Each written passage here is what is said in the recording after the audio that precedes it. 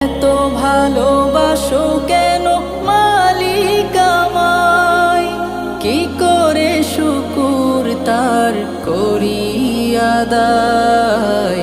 এত ভালোবাসো কেন মালিক আমায়, এত ভালোবাসো কেন মালিক আমায়।